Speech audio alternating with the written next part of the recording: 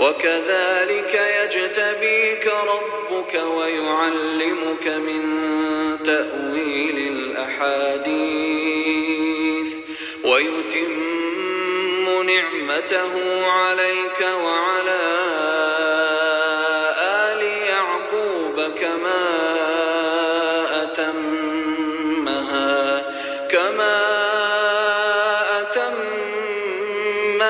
على أبويك من قبل إبراهيم وإسحاق إن ربك عليم حكيم لقد كان في يوسف وإخوته آيات للسائلين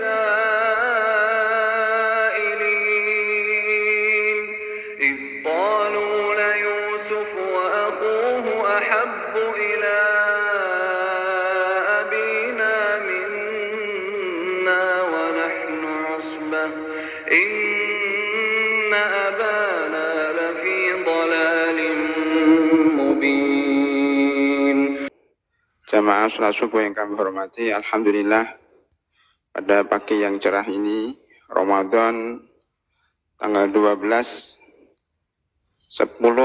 kedua dari bulan Ramadan, kita masih diberikan oleh Allah Subhanahu wa taala kesempatan dan kesehatan untuk bisa menghadiri salat subuh berjamaah dan menghadiri kajian ba'da subuh hingga syuruk insyaallah. Mudah-mudahan langkah kita ke masjid ini mendapatkan ridho dari Allah Subhanahu wa taala. Amin ya rabbal alamin.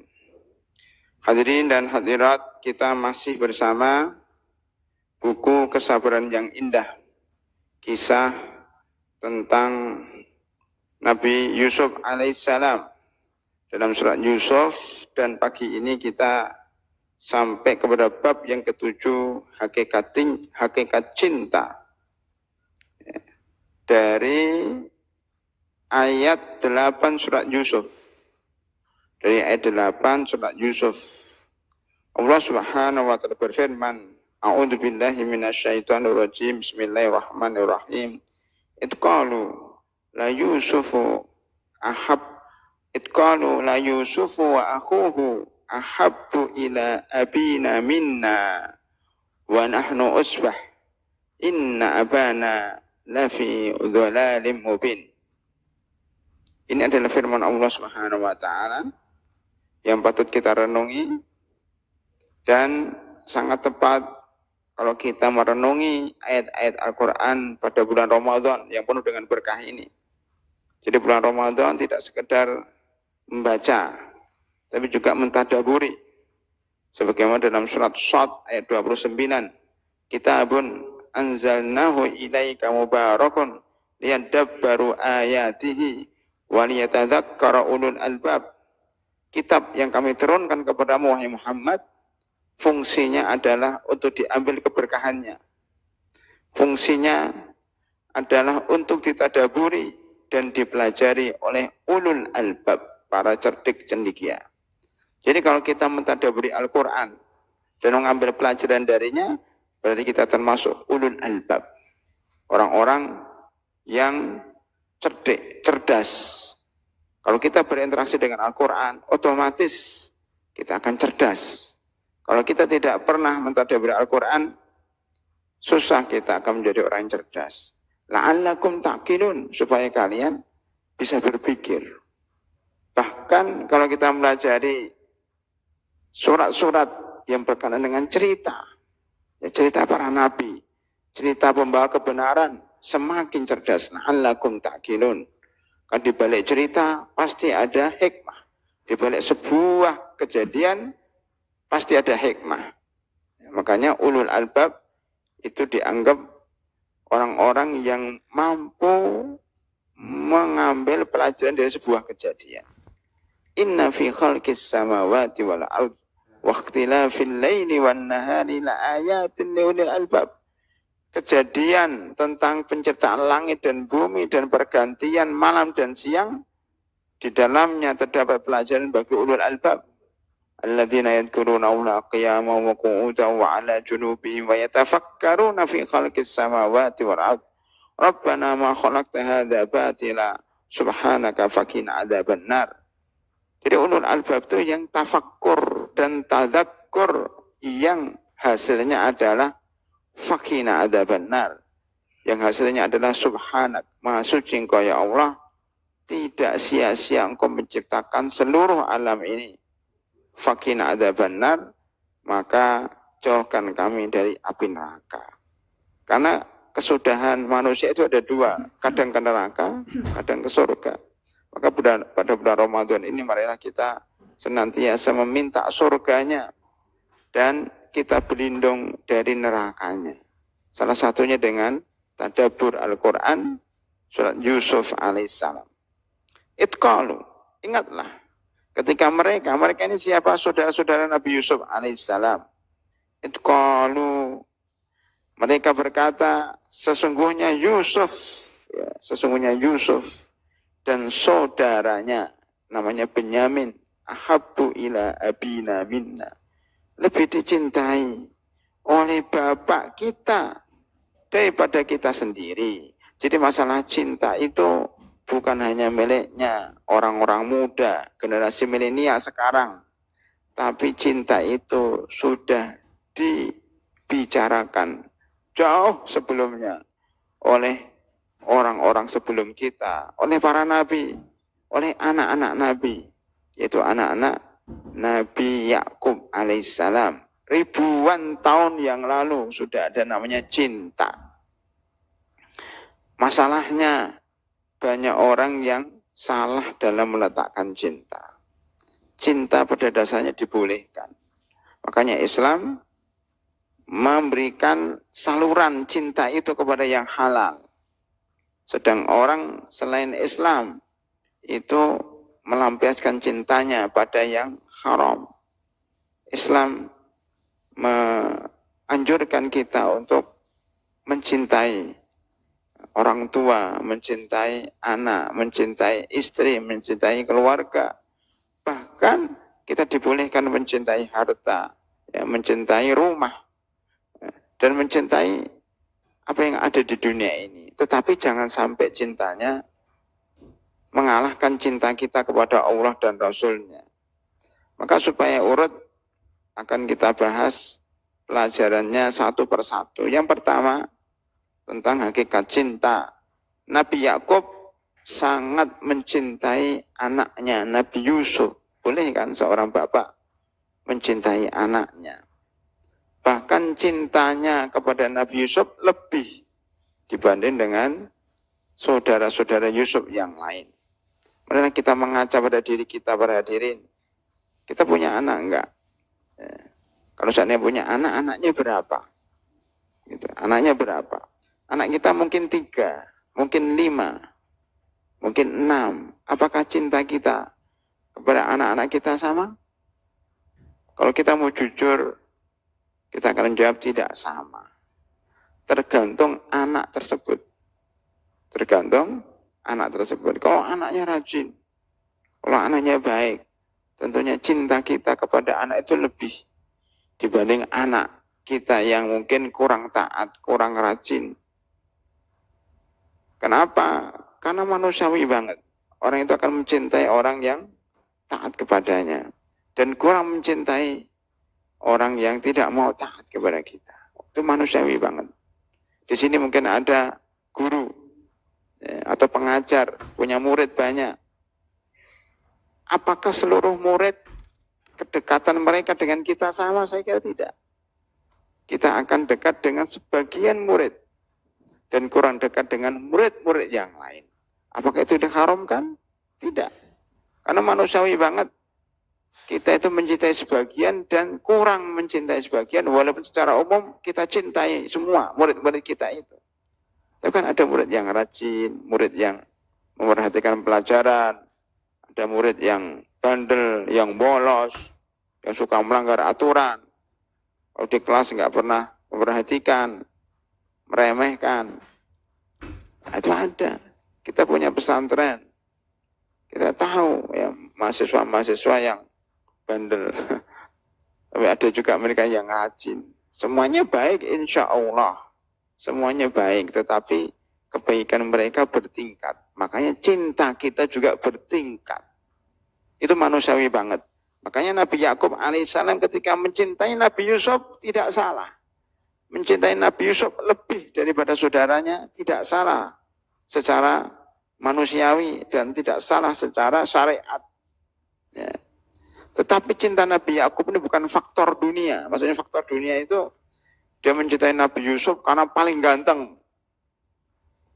Atau kita mencintai seseorang karena dia kaya. Yang lainnya miskin. Jadi saya mencintai seseorang karena kekayaannya. Ini yang dilarang dalam Islam. Walaupun pada hakikatnya boleh. Cuman jangan sampai cinta kita itu mengalahkan cinta kita kepada Allah Subhanahu wa Ta'ala. Maka dasar cinta kita karena akhirat. Nabi Yakub alaihissalam mencintai Nabi Yusuf karena akhirat. Karena akhirat itu karena faktor keagamaan. Kita juga begitu. Kenapa kita mencintai orang-orang yang ke masjid? Lebih dibanding dengan tetangga-tetangga kita yang tidak pernah ke masjid. Saya yakin bapak-bapak di sini juga lebih mencintai orang-orang yang rajin ke masjid daripada orang yang tidak pernah ke masjid. Sama-sama tetangga. Bahkan mungkin nggak kenal. Hampir sama. Kalau kita di komplek juga begitu. Kenalnya dengan orang-orang yang rajin ke masjid. Sesama jamaah masjid. Dengan tetangga yang tidak ke masjid juga menjalin hubungan. Cuman kurang. Karena visinya berbeda. Ya. Cara berpikirnya berbeda. Tapi dia selama muslim kita cintai. Selama muslim kita cintai. Mungkin kita punya 2 tetangga. Saya itu kadang-kadang di beberapa tempat itu tetangganya itu. Tetangganya itu ada muslim, ada non-muslim. Itu biasanya dalam perumahan itu bisa ada begitu. Walaupun yang non-muslim ganteng, kaya. Sedang yang muslim biasa saja, tidak terlalu kaya. Kira-kira kita lebih mencintai mana? Lebih mencintai yang muslim, walaupun dia lebih miskin. Kenapa? Karena faktor ketakwaan, keimanan. Itu Pak. Makanya kita itu diperintahkan untuk mencintai orang-orang muttaqin. Orang muhsinin. Karena Allah Subhanahu wa Ta'ala mencintai mereka. Jadi akidah, inti akidah itu mencintai orang yang dicintai oleh Allah.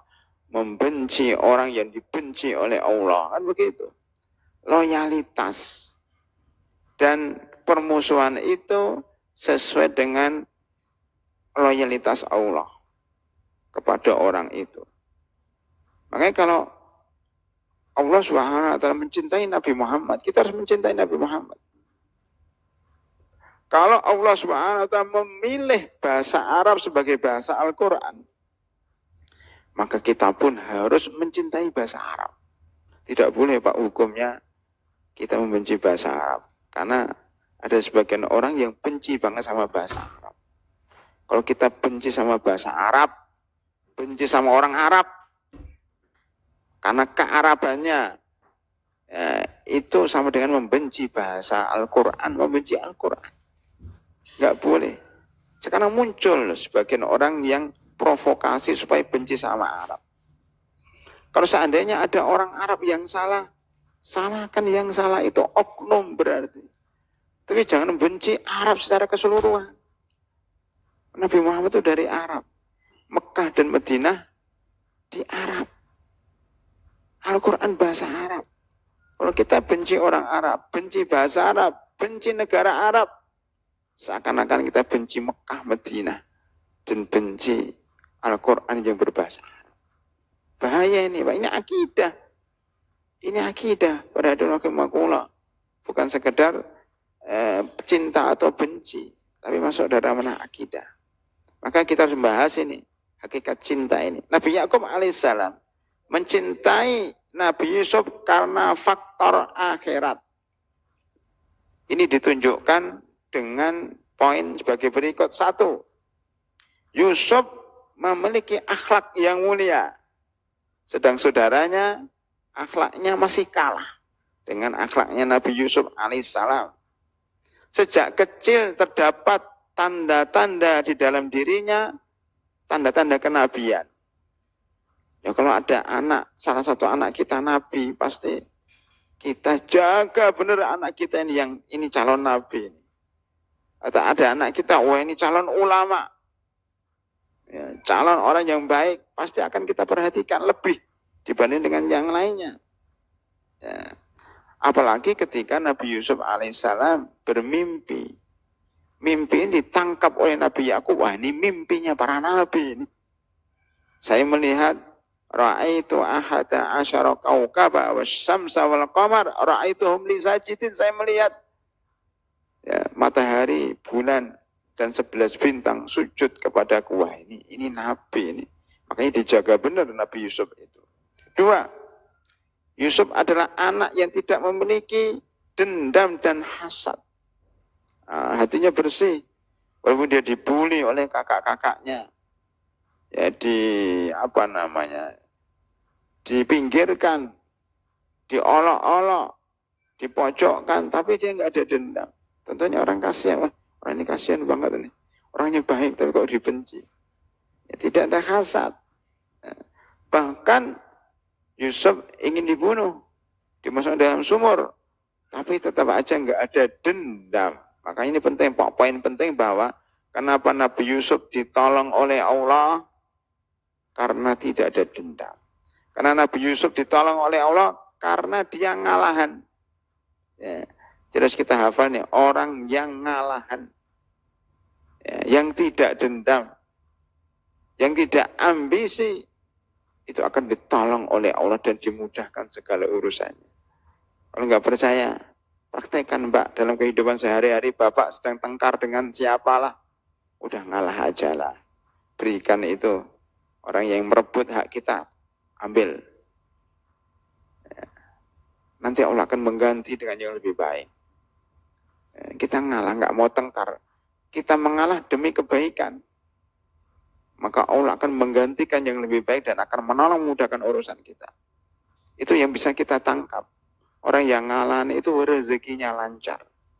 Orang yang ambisius, yang suka hasad, suka dendam, ya itu rezekinya susah. Coba dipraktekkan dan dilihat di dalam kehidupan sehari-hari. Jadi Nabi Yusuf adalah anak yang tidak mempunyai dendam dan hasad. Yang ketiga, Yusuf adalah orang mulia. Keturunan orang yang mulia. Ya, keturunan orang yang mulia. Sebagaimana di dalam hadis Al-Karim, Ibnul Karim, Ibnul Karim. Anak mulia, bapaknya mulia, kakeknya mulia, buyutnya mulia. Yusuf bin Yakub bin Ishak bin Ibrahim. Kemudian diteruskan Ibrahim itu bin Nuh. Ya, karena Nuh itu mempunyai anak 4. Yang 1 itu tenggelam, yang 3 itu masih hidup. Salah satu cucunya atau cucu cicitnya dan Nabi Ibrahim alaihissalam. Dikatakan Namrud, Raja Namrud, ya, yang membakar Nabi Ibrahim itu adalah cucunya Nabi Nuh. Namrud bin Kanaan bin Nuh. Ada yang mengatakan seperti itu. Jadi raja pertama yang memerintah di dunia dan membakar Nabi Ibrahim alaihissalam. Kemudian pada hadirin rahimakumullah, ya, kita lihat di sini beberapa perbandingan. Di antaranya adalah bahwa Yusuf adalah anak yatim, anak piatu. Ada sebagian mengatakan Yusuf adalah anak piatu. Jadi yang faktor keempat kenapa Nabi Yakub mencintai Nabi Yusuf, karena Nabi Yusuf anak piatu yang ibunya menurut sebagian ahli sejarah meninggal dunia waktu kecil. Padahal ibunya ini termasuk senior, karena nomor pertama itu kakaknya. Istri Nabi Yakub pertama itu kakaknya. Istrinya yang kedua itu adik. Jadi ini satu paman, ada seorang kiai, punya keluarga besar, punya anak perempuan anggap saja 2 ya. Yang satu ini kakaknya, yang satu adiknya.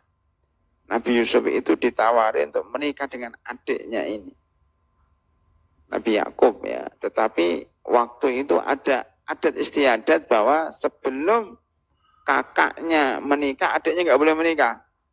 Maka kemudian dibolehkan syariat zaman dahulu untuk menikahi keduanya. Maka dinikahilah kakak dan adiknya. Kemudian secara singkat, kakaknya ini yang punya anak duluan. Ada 4 anak lahir. Sedang adiknya, ibunya Nabi Yusuf ini belum kunjung punya anak. Jadi ada ujiannya. Karena belum punya anak, dia mencarikan istri lagi untuk Nabi Yakub, yaitu temannya. Ada yang mengatakan budaknya, ada yang mengatakan pembantunya. Ya. Dan kemudian punya anak. Yang punya anak bukan ibunya, tapi temannya ini punya anak. Nomor 3, istri Nabi Yakub yang ketiga. Karena mengetahui adiknya mencarikan untuk Nabi Yakub istri lain, maka kakaknya juga ingin mencarikan dari dirinya istri yang keempat. Makanya punya anak juga. Jadi 3 istrinya ini punya anak semuanya. Tinggal yang ibunya Nabi Yusuf ini tidak kunjung punya anak. Sampai anak-anak mereka besar, belum juga punya anak. Jadi Nabi Yusuf ini anak yang paling kecil.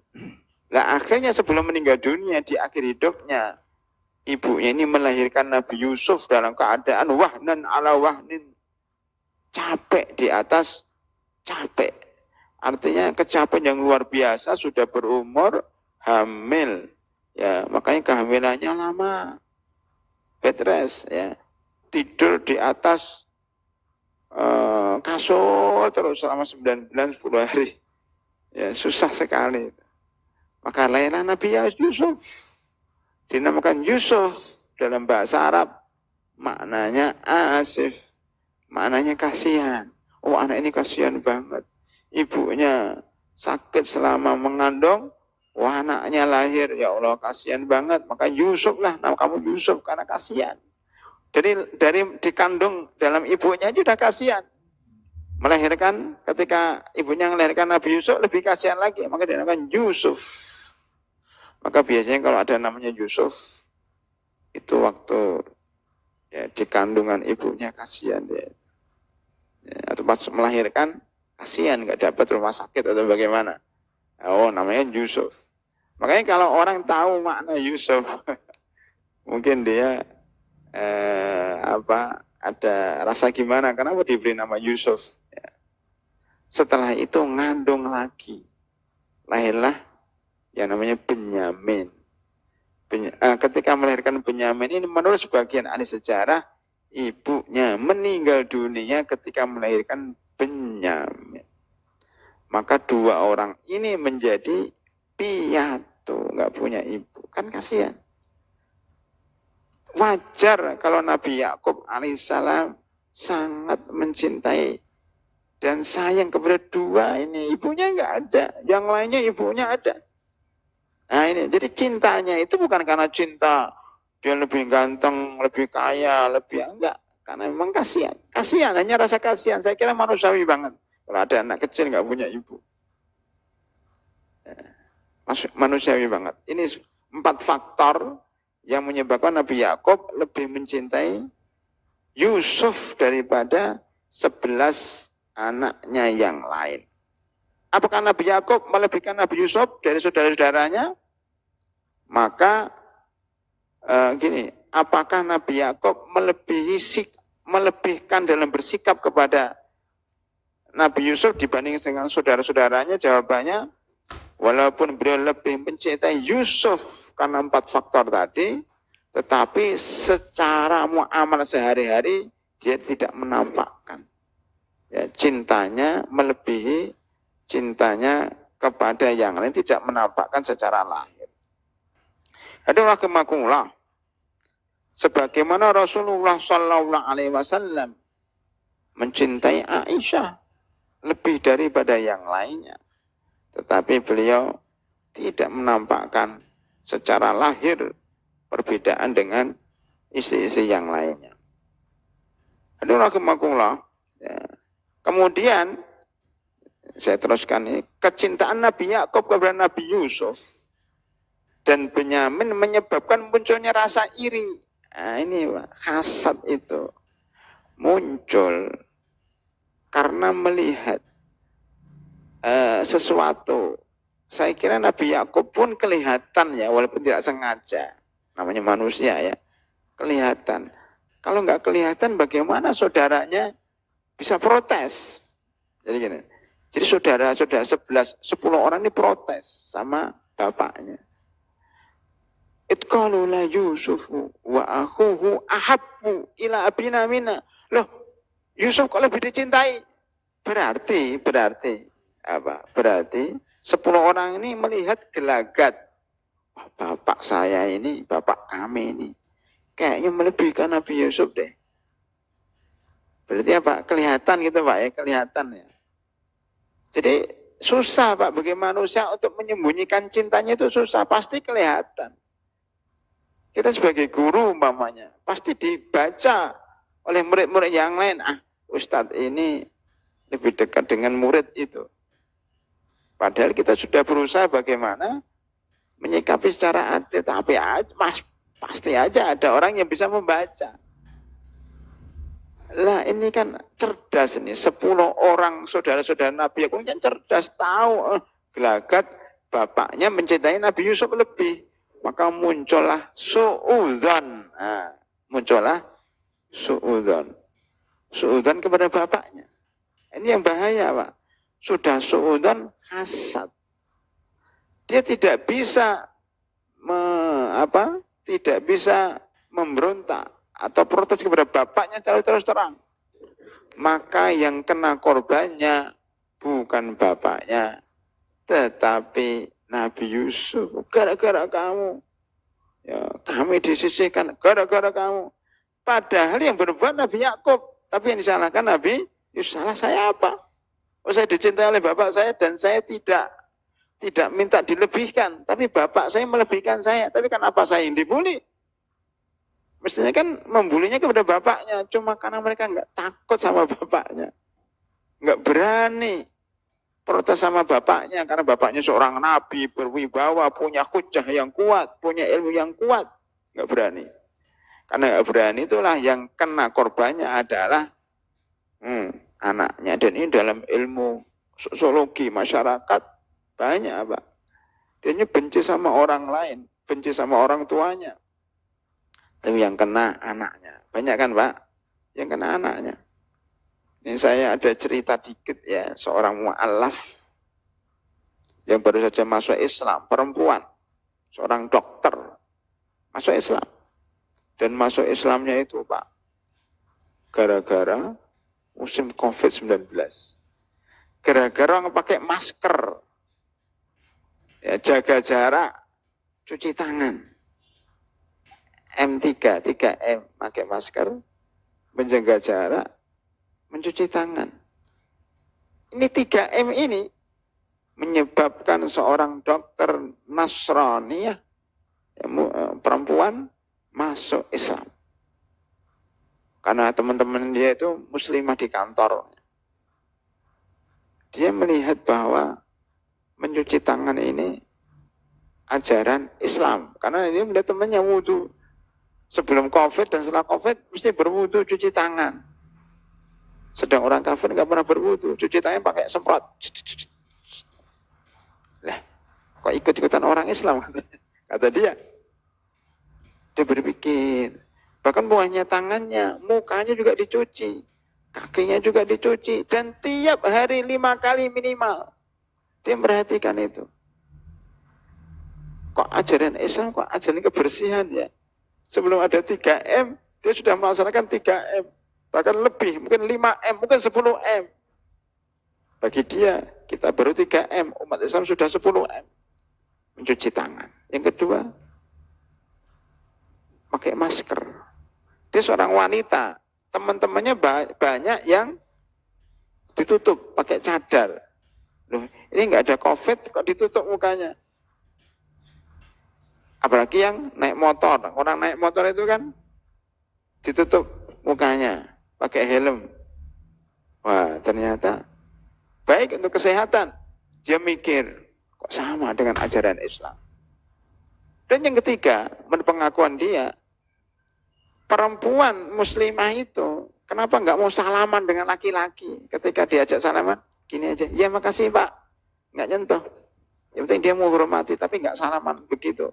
Pergi rangkulan, nggak ada seorang muslimah rangkulan, cium, tempel pipi kanan, tempel pipi kiri, kayak orang barat. Orang barat bahkan bukannya nempel, dicium beneran itu. Udah budaya di sono. Orang Islam kok enggak? Nyentuh saja tidak. Lah, di musim Covid ini kan tidak nyentuh, enggak salaman, jadi jarak jauh aja. Dia mikir, kok sama dengan ajaran Islam? Akhirnya beberapa rahimahullah, akhirnya dia mantep masuk Islam karena melihat 3M tadi. Akhirnya dia masuk Islam. Ketika masuk Islam, dia sholatnya sembunyi-sembunyi. Suatu ketika mau sholat tahajud, ya dengan izin Allah Subhanahu wa Ta'ala, suaminya tahu. Pada selama ini dia sembunyikan. Akhirnya ditarik, dijambak, bahkan diancam mau dibunuh. Ibunya bunuh-bunuhlah. Sudah tanggung basah, udah ketahuan, ya sudah, saya siap mati seandainya saya dibunuh oleh suami saya gara-gara saya masuk Islam. Tetapi yang lebih menyakitkan, dia mengatakan, anakmu akan saya bunuh juga kalau kamu masuk Islam. Kaget dia. Kalau dirinya sudah siap mati, tapi kalau anaknya dia belum siap, sempat keder, sempat goyah dia karena diancam anaknya mau dibunuh oleh suaminya. Ini suaminya udah kalah banget. Maksudnya apa para hadirin rahimakumullah, bahwa kadang dia marah sama seseorang, tapi yang kena pelampiasan marahnya anaknya. Persis kayak saudara-saudara Nabi Yusuf. Dia itu sebenarnya nggak suka sama bapaknya. Tapi yang kena korban Yusuf. Yusuf tuh nggak ngapa-ngapain kok. Maka di sini disebutkan itqalu la Yusufu wa akhuhu ahabbu ila abina minna wa nahnu usbah inna abana lafi dhalalim mubin. Yusuf dan Benyamin ini lebih dicintai oleh bapak kita daripada kita. Padahal kita ini kelompok besar, kelompok yang kuat. Sesungguhnya bapak kami dalam keadaan sesat. Bapak kami salah besar. Ini kesalahan bapak. Tapi kenapa yang dibuli Nabi Yusuf? Nah, ini kesalahan pertama. Daripada saudara Nabi Yakub, dia membenci bapaknya. Kenapa yang kena korban? Yusuf. Apa salah Yusuf? Kasihan. Ini berarti ini kebencian yang membabi buta. Orang tidak bersalah kok dibully, ingin dibunuh. Kayak tadi, yang istrinya masuk Islam, yang ingin dibunuh anaknya. Apa salah anaknya masih kecil, anaknya masih 2 tahun, Pak, mau dibunuh ya Allah, masih 2 tahun mau dibunuh. La haula wala quwata illa billah. Tapi alhamdulillah semuanya selamat, tidak ada satupun yang kemudian terbunuh. Ya. Ada rahimakumullah. Jadi sampai mana tadi? Jadi Nabi Yakub alaihissalam ini karena mencintai Nabi Yusuf dan Benyamin lebih daripada saudara-saudaranya, karena faktor akhirat yang 4 tadi, anaknya salah paham. 10 anaknya salah, jadi sering salah paham. Makanya dia akhirnya membenci dan iri kepada Nabi Yusuf. Nah, disinilah letak kesalahan saudara Nabi Yusuf. Saya bacakan salah satu tafsir di dalam tafsir Al-Wasit. Saudara-saudara Yusuf tidak menyebut nama Benyamin. Ia menunjukkan bahwa kecintaan Nabi Yakub kepada Benyamin adalah salah satu penyebabnya karena dia saudara kandung. Bahkan Benyamin yang lebih nggak bersalah kena sebut juga gara-gara dia adiknya Yusuf, adik kandungnya Yusuf. Jadi kalau sudah membabi buta itu begitu, Pak. Jadi orang yang bersalah tapi istrinya dihabisin. Bukannya istrinya, anaknya.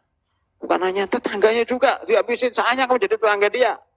Sekarang kan gitu, penanganan dan sebagainya gitu. Penanganan apa ya?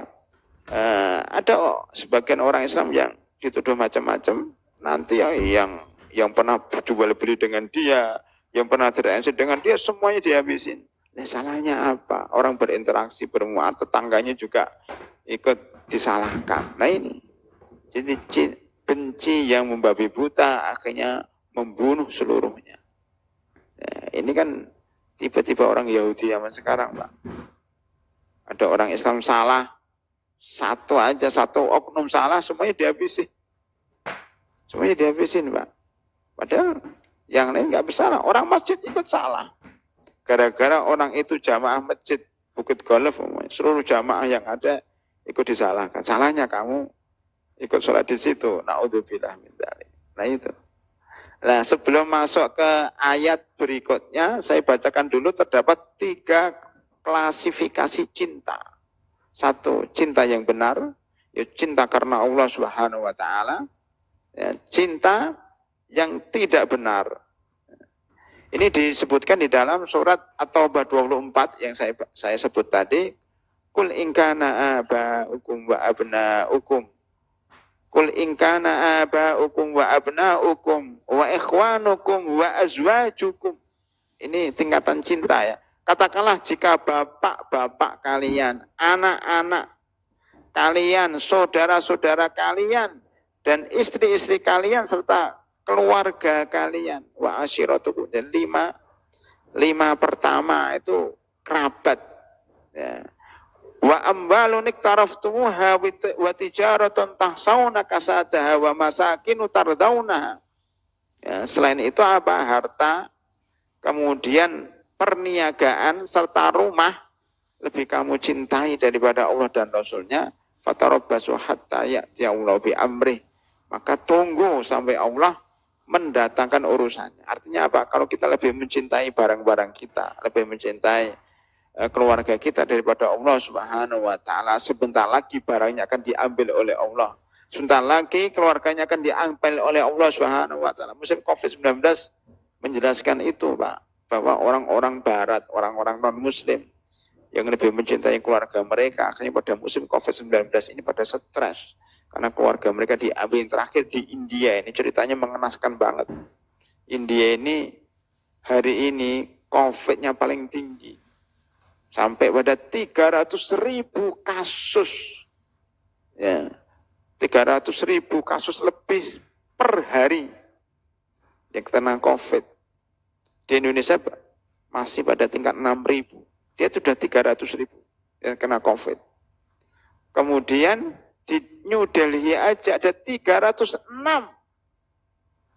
orang meninggal dalam waktu sehari dan dikemas, dibakar. Jenazahnya di tengah lapangan. Mengerikan. Dan banyak yang stres. Kenapa? Karena tidak ada dasar agama. Di barat, di Italia itu ada orang kaya raya. Itu istrinya meninggal dunia, anaknya meninggal dunia, saudaranya meninggal dunia, dia sebatang kara. Enggak kuat, stres, akhirnya dia bunuh diri. Itu kalau kita lebih mencintai ya, dunia, lebih mencintai saudara kita, anak kita, istri kita daripada cinta kita kepada Allah, maka Allah akan mengambil orang yang kita cintai. Saya teringat dengan kisah Nabi Musa alaihissalam. Ini kisah aja, Pak, kisah Nabi Musa yang diambil pelajaran oleh sebagian ulama. Ketika ditanya, "Wa ma biyaminika ya Musa?" Apa di tangan kamu wahai Musa? Musa menjawab, "Ya asoya, ini tongkatku.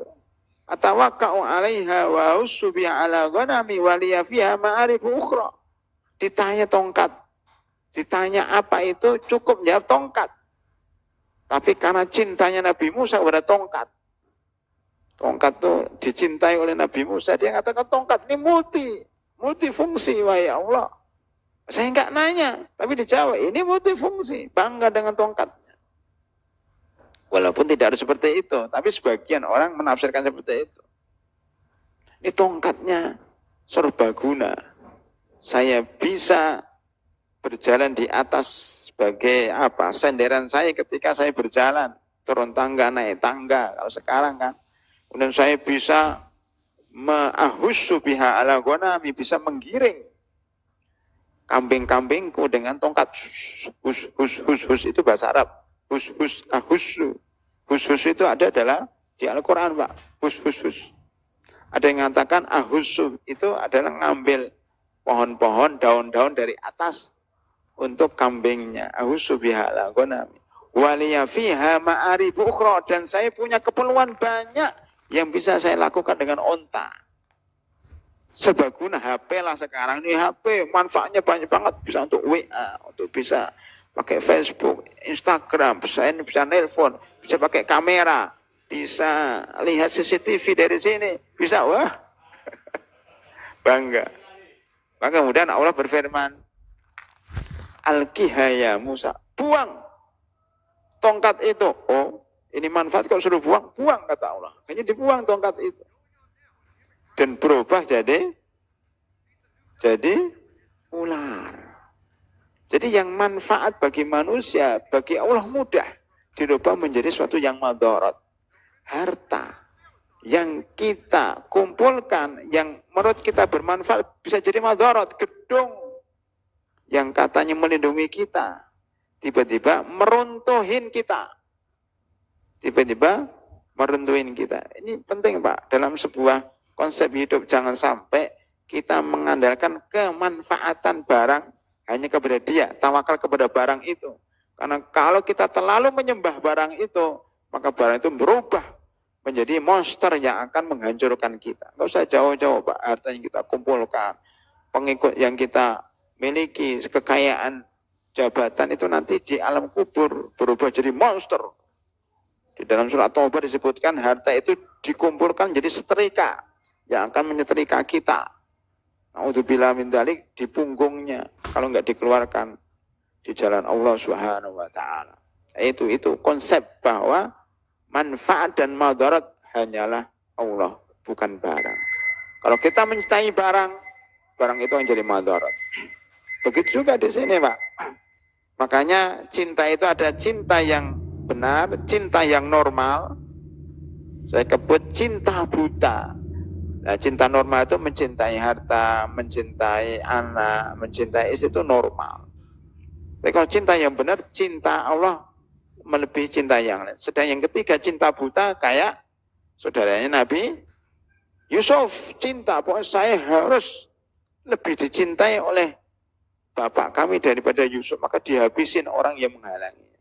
Jadi ceritanya ini rebutan pengaruh. Kalau dalam bahasa kita ABS, asal bapak senang. Ya, kalau di dunia perpolitikan biasa itu, Pak. Pokoknya gimana dekat dengan pemimpin itu. Kalau dekat dengan pemimpin ini, pada rebutan itu kan. Pokoknya saya harus dekat, menang kuat-kuatan lobby. Kemudian saya diceritain oleh salah satu pejabat, mantan menteri. Sekarang masih menjabat sebagai salah satu pimpinan DPR. Jadi dia bilang, saya kalah lobby, Pak. Maka direshuffle, ya, dilengserkan, diganti dengan yang lain. Karena kalah lobby dan kalah pengaruh. Padahal waktu jadi menteri dia bagus itu, ya, dari hati yang paling dalam dia menjalankan tugasnya untuk kepentingan rakyat. Mungkin ada orang-orang yang terganggu atas sikapnya dia, maka singkirkan, Pak, singkirkan itu. Tersingkir dia proses ini. Jadi cerita hari ini itu sudah terekam di Al-Quran pada zaman Nabi Yusuf alaihissalam. Ya, Nabi Yusuf ini kalah lobby. Bukan kalah lobby, melobi bapaknya nggak bisa, disingkirkan sendiri. Supaya yang disayang itu mereka, jangan Yusuf. Rivalnya ini, Yusuf ini rivalnya, rival politiknya kalau zaman sekarang itu. Singkirkan. Saya juga dapat cerita lah, dari teman orang itu, di pegawai itu, ada anak muda, cerdas, baru masuk di kantor itu, cerdas, jujur, ya, kemudian rajin bekerja, akhirnya karirnya naik cepat Pak. Baru 2 tahun naik, baru 3 tahun naik. Ini ada orang yang lebih tua, sudah senior, dia sudah lama, tapi malas-malesan. Kalau kerja juga telat, kemudian malas, tidak produktif, ya dia nggak naik tingkat Pak. Disalib oleh yang muda ini, akhirnya muda ini jadi manajer. Dendam dia, apa sudah lama? Ini baru kemarin sore jadi pimpinan, saya sudah lama di sini, nggak naik-naik gaji saya. Itu banyak Pak. Atau di ormas-ormas juga saya lihat begitu. Makanya dia apa? Nggak bisa. Secara aturan dia kalah. Terus akhirnya dia mencari cara apa? Dia ke dukun. Ngambil fotonya dia, disihir itu. Nah karena orang ini cerdas, rajin, masih muda, rajin ke masjid, ikut kajian kuliah subuh di Bukit Golf, ya, di Jabal Nur, atau di masjid lain ya, bukan orang sini dah nampaknya. Alhamdulillah sihirnya mental, nggak kena. Maksudnya ingin mencelakakan dia, kalau dia celaka, sakit, atau mati, dia kan naik. Kan gitu. Dan ini banyak terjadi di dunia politik. Ya. Ini di dunia karir nih Pak, apalagi di dunia politik, lebih lagi. Cuman karena dia kuat, sihirnya mentalnya kemana? Ke istrinya, yang kena istrinya Pak. Akhirnya istrinya, yang saya dengar terakhir, diajak berobat ke Sumatera. Ini kasus beneran Pak di Jakarta. Ini mirip kisah Nabi Yusuf alaihissalam. Jadi saudaranya ini cinta buta, akhirnya menghancurkan seluruh yang menghalangi pikiran mereka, yang menghalangi cita-cita mereka supaya mereka dicintai oleh bapaknya. Jadi intinya bahwa mereka itu kepingin dicintai oleh bapaknya, jangan ada saingannya. Anggap saja Yakub ini pemimpin, penguasa, ya, presiden atau raja atau apa, yang saudaranya kepingin jabatan jadi menteri, cuma Yusuf kok menghalanginya, maka Yusuf dibully, dimasukkan dalam sumur. Pelajaran yang kedua, ini baru pelajaran pertama saya kebut ya, bangga dengan banyaknya jumlah. Dari mana?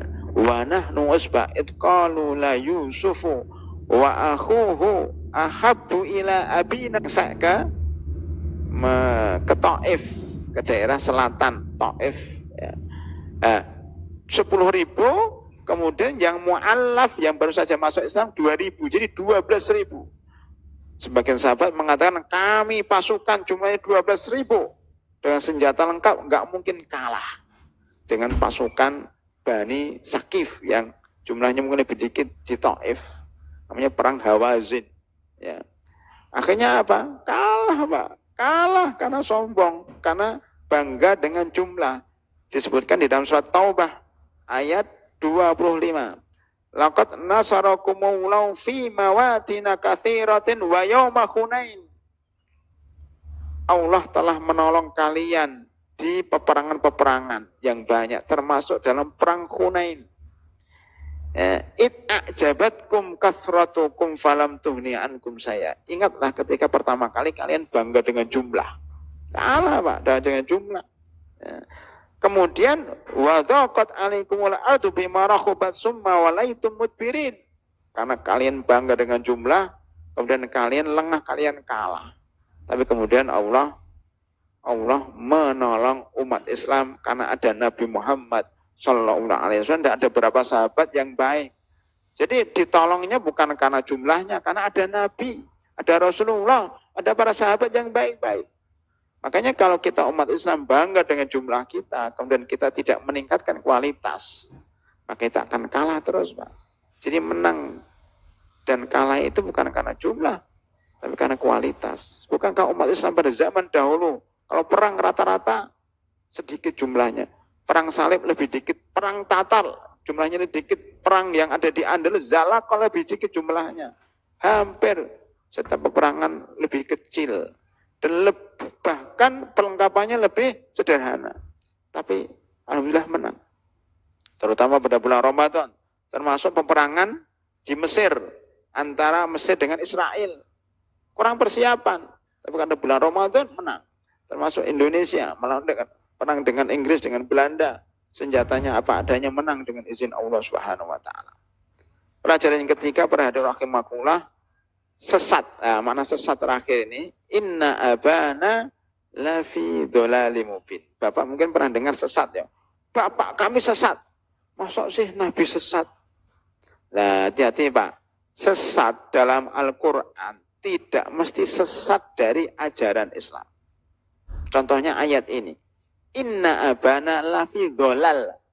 Sesungguhnya bapak kami dalam keadaan sesat yang nyata. Maksudnya sesat dunia, bukan sesat akhirat. Maksudnya salah prediksi. Jadi nggak mungkin walaupun mereka nakal, tapi nggak mungkin menuduh bapaknya yang Nabi itu sesat. Jadi maksud sesat di sini apa?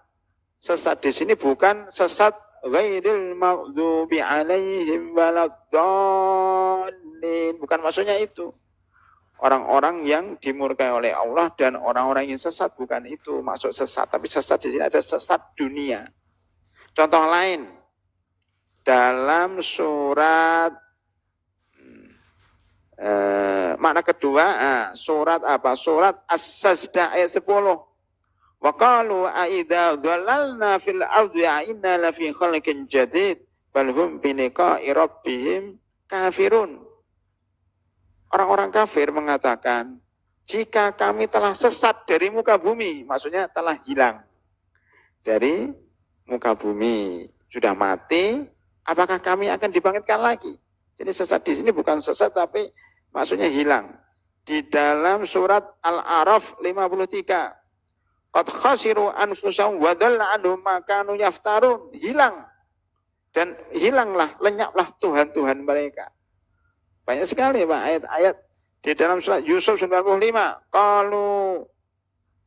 Qalu taulah innaka lafi dhalalikal qadim. Jadi bapaknya itu dikatakan sesat 3 kali di dalam 2 kali di dalam surat Yusuf.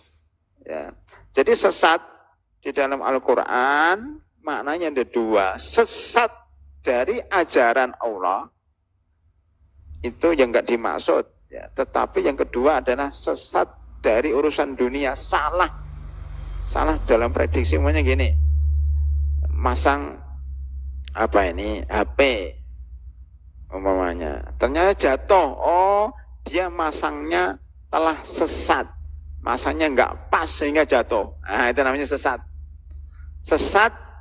Tersesat. Oh, tadi saya maunya ke Bukit Golf, ternyata keluar tolnya salah, dia tersesat, salah keluar tolnya, atau salah tidak ketemu alamatnya, ternyata di sana di portal jalan buntu.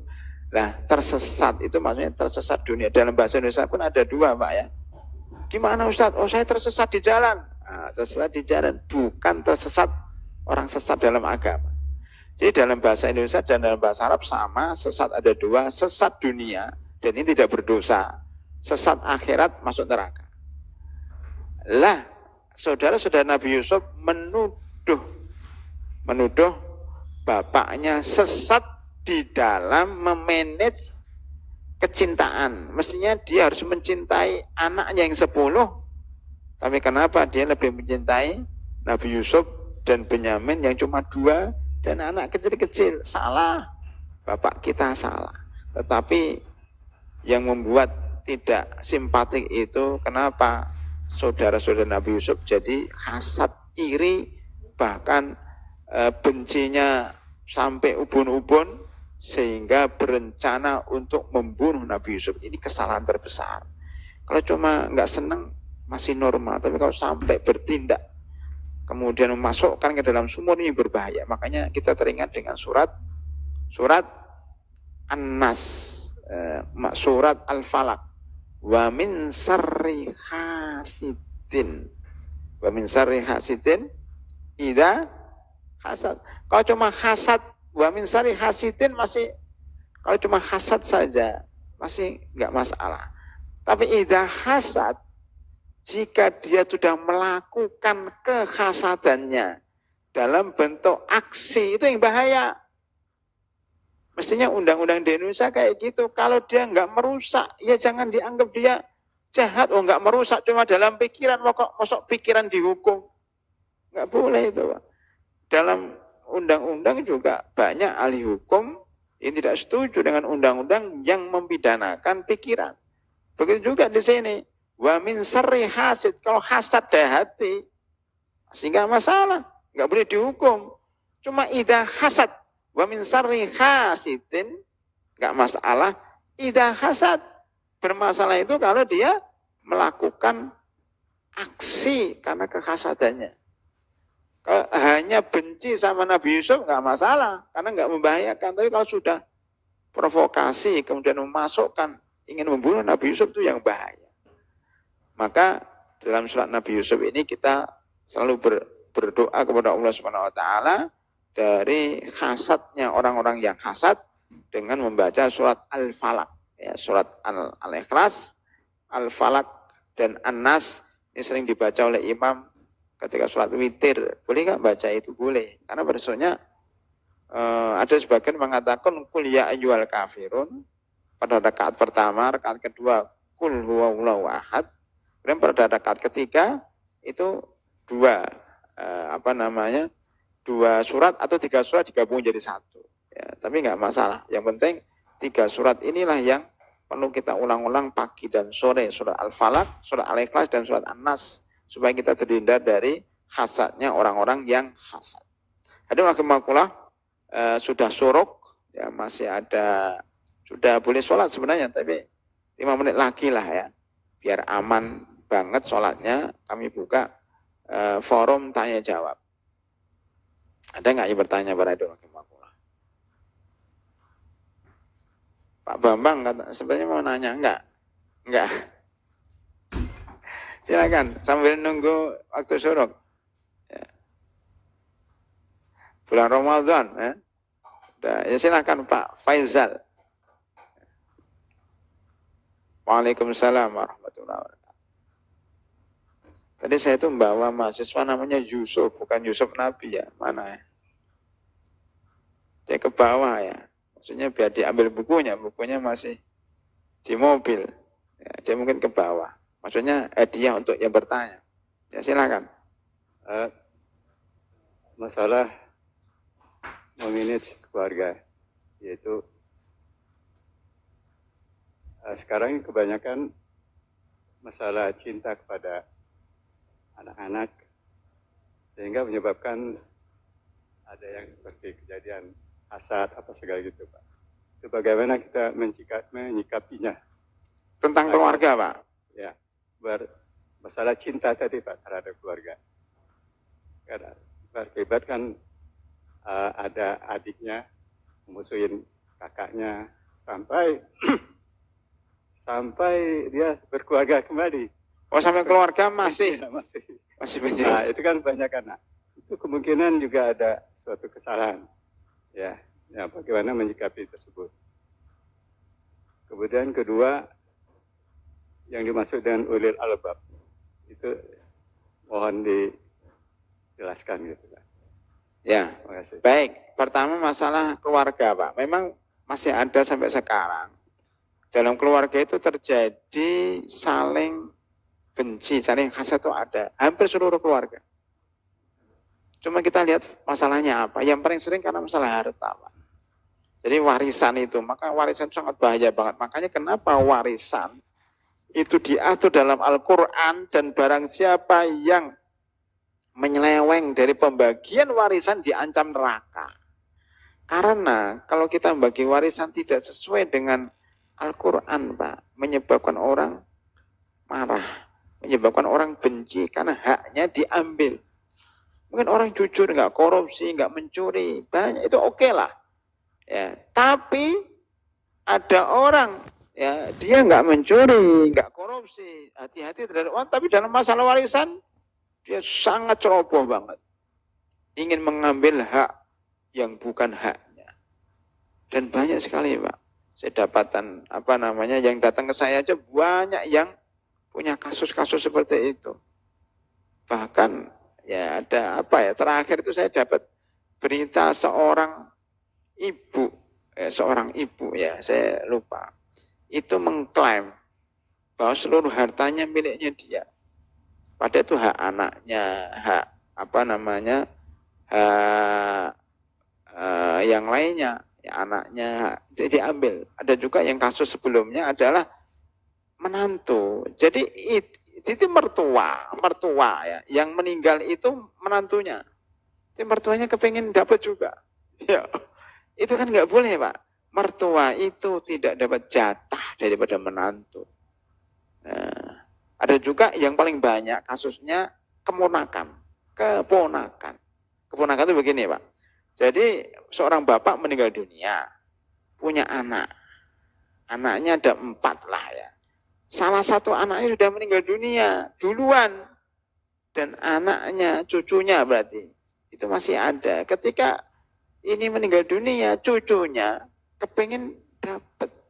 Padahal kan kalau bapaknya sudah meninggal dunia, kan nggak dapat Pak. Diambil oleh saudara-saudaranya masih hidup. Tapi cucunya ini tetap kepengen dapatkan.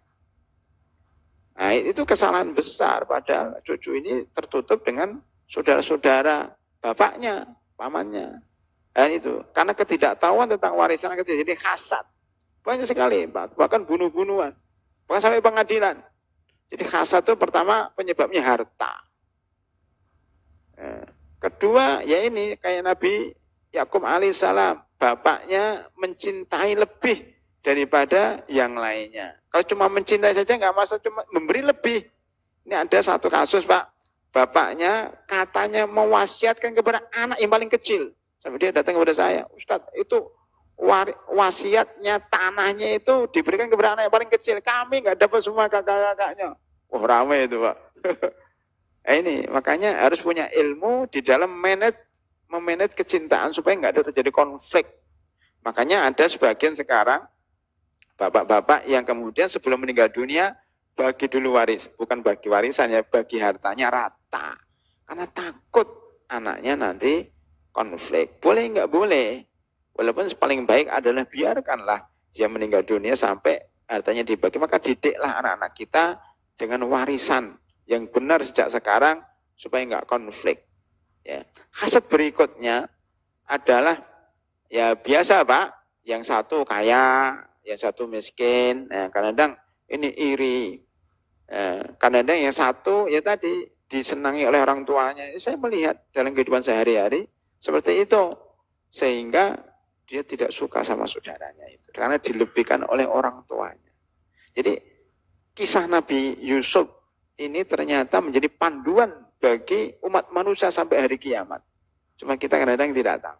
Itu yang pertama Pak ya. Bagaimana manajenya? Salah satunya kalau memberikan hibah harus sama dengan anak-anak yang lain kalau masih hidup. Kalau nggak sama, jangan. Karena ini memicu konflik. Kemudian yang kedua masalah ulul albab. Ulul albab itu cendikian orang pintar Pak. Nah, orang pintar itu menurut Al-Quran, ya itu ada 2 Pak. Orang yang selalu membaca Al-Quran, mentadaburi, la'allakum ta'qilun, belajar bahasa Arab. Siapa saja yang mentadaburi isi Al-Quran, tafsir, jadi pintar Pak. Karena kandungannya yang luar biasa. Dalam Al-Quran itu ada ilmu pengetahuan, ada ilmu sosial, ada ilmu psikologi, ada ilmu tentang lautan, tentang bumi, ada semua dalam Al-Quran, ada ilmu kesehatan. Maka pintar dia. Yang kedua, tadabbur ayat kauniyah. Jadi ayat Quraniyah dan ayat kauniyah. Itu tadi terringkas dalam surat Ali Imran 190-191. Kalau kita pelajari ayat-ayat kauniyah, makhluk Allah kita akan pintar. Maka orang barat, kenapa lebih pintar daripada orang Islam dalam ilmu umum? Karena orang barat meneliti Pak. Daun-daun ini diteliti. Ternyata daun-daun yang sekitar kita itu jadi obat herbal. Sekarang ada namanya pengobatan melalui herbal lewat daun-daun. Sebuah cerita, teman saya di Mesir itu sudah menikah bertahun-tahun nggak punya anak karena ada namanya toksoplasma, ya virus dari kucing, yang bulu kucing yang menyebabkan setiap bayi yang dikandung itu dihabisin oleh virus itu sehingga nggak pernah hamil. Dia sudah berobat kemana-mana, keliling ke Indonesia, ke Timur Tengah. Ada seorang teman, sederhana banget. tahu ramuan dari daun.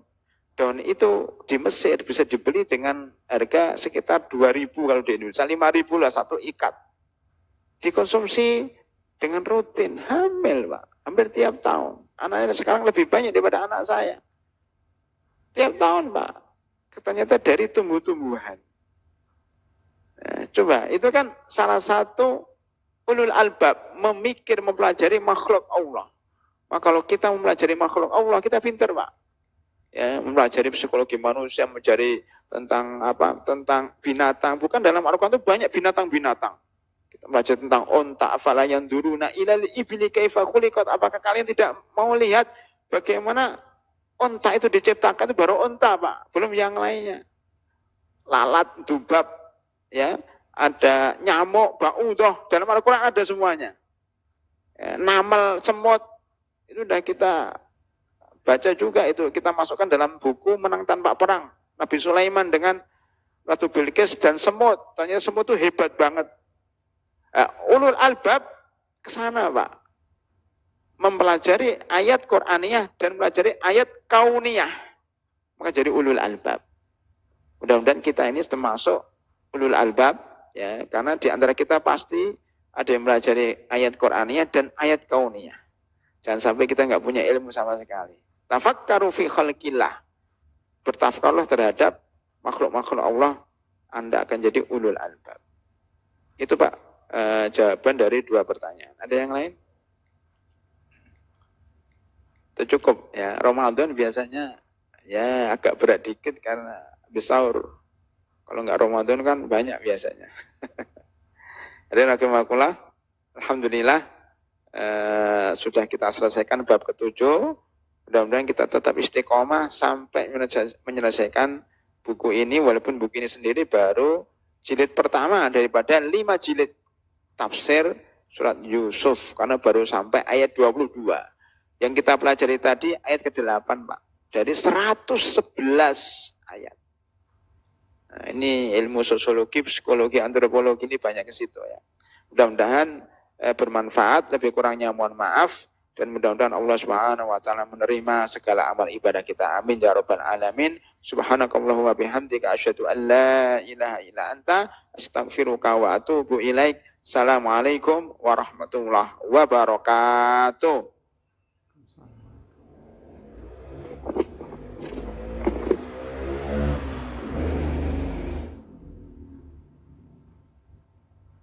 Nabiyya wa rasula amma ba'du. Alhamdulillah jemaah sekalian, hari ini kita bisa menikmati Ramadan sebagaimana mestinya.